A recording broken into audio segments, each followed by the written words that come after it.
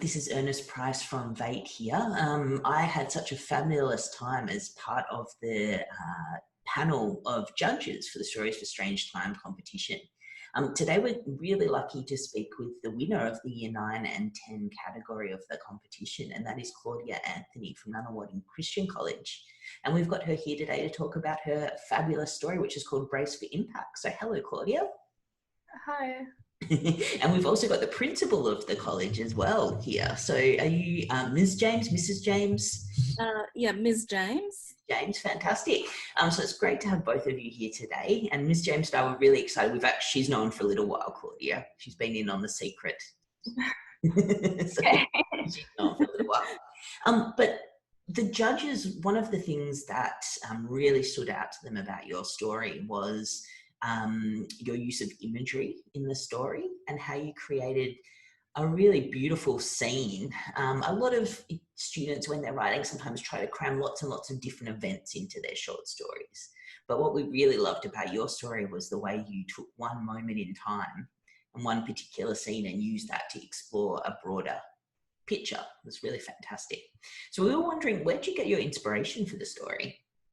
Well, I've always really liked creative writing, and in terms of all the pieces that I've done just for fun or for school, I've been on the internet a lot, seen a lot of ideas, and it was years ago. I was looking for something. I think it was for an English task, and I saw this thing, and it was like apocalypse themes, but like with unsuspecting characters, like people that don't have any specific hero complex. They don't really want to be the main character. And so I was like, well, if we take a really trivial issue and then put it in this massive situation, it might contrast nicely. So I thought I'd do that.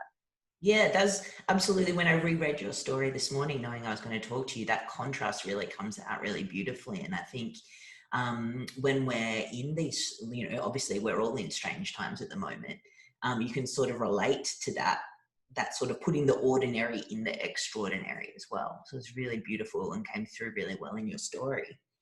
What was your writing process like for this story? Did you sort of sit down and it all came out at once, or did you work on it over time? What did it look like? As with most of the things I write, whether it's creative or more essay style, I have an idea, so I write out. I think of basically I have a broad idea and it sits in my head I knew that I was going to enter this competition for a while because I got the notice pretty early.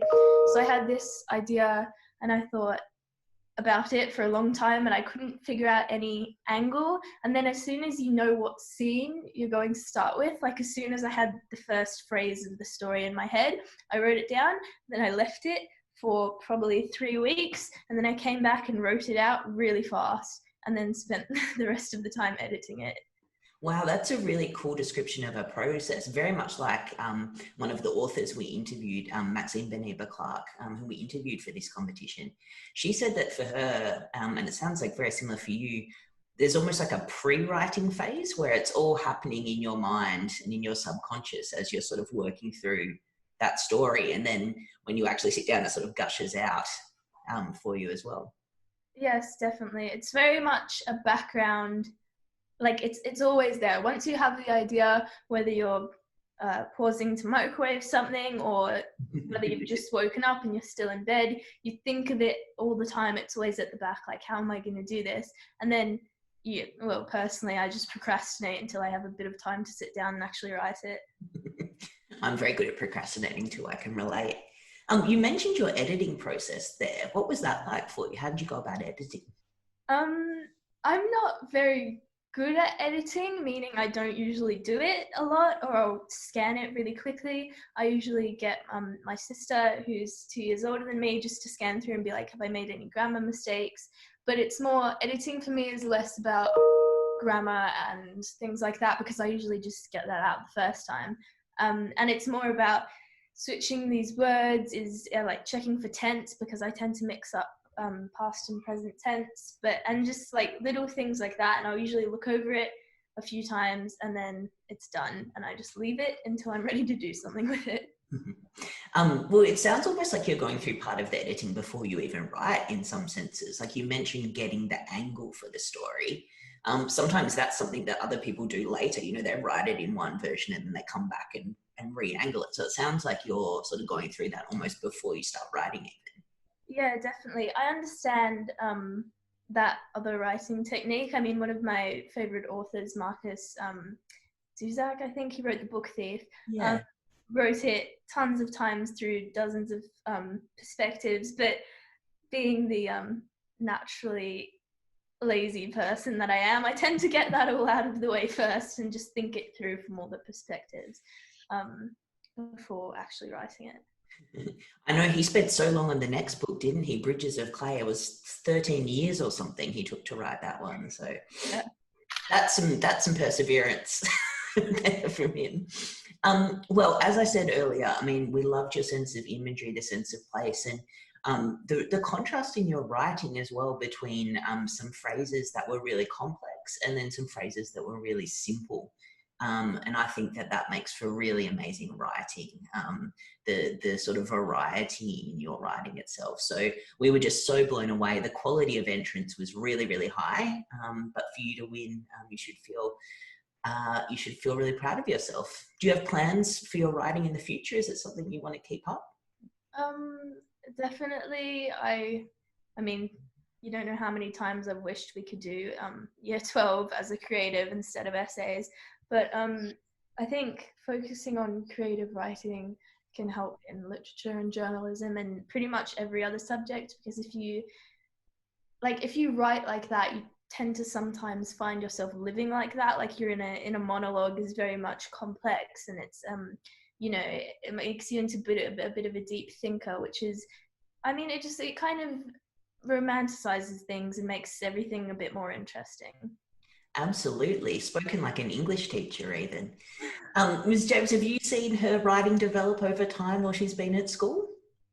Yes, absolutely. And she's always been, even, you know, at a young age, has been able to write very well. And she is probably quite hard on her own writing, and she reflects quite critically on her own writing, and has, you know, she works on the editing side and agonizes over which word is the right word. And but she definitely, in my view, has a real talent and gift for writing. So very proud of her. Absolutely. And I think it's a very unique writer who at your age, Claudia, can actually show that almost like a restraint in how you write. So that real sense of control, I guess, over your language. And I think often young people think good writing is using lots of big words. And it's not that you don't use excellent vocabulary in your writing, but you show that real control over the language, which to me says there's a lot of maturity in how you write. So once again, from Vate, we wanted to say congratulations. Thank you so much for talking with us today. I think a lot of the other entrants will get a lot out of what you've had to say. Before we finish, do you have any words of advice? We're going to run another competition next year. What piece of advice would you give to people who might want to be entering that competition next year? Definitely to know about it and look, I mean, think about all the things you've written and read, take advice from people online, and definitely if you're going for the creative side, a big thing, I mean, personally, if it's a creative, I like writing in present tense, because most creatives are written in past tense, and it gives it a little bit of an edge that you don't necessarily notice while you're reading it, but like subconsciously you can tell that something about this one's different. And also using lots of sensory cues to really put your reader in the situation. Absolutely fantastic advice to all our writers out there. So thank you again, Claudia and Ms. James, today. It's great to share this. And if you haven't already read Claudia's story, Race for Impact, do yourself a favour and read it now. So thank you so much to both of you.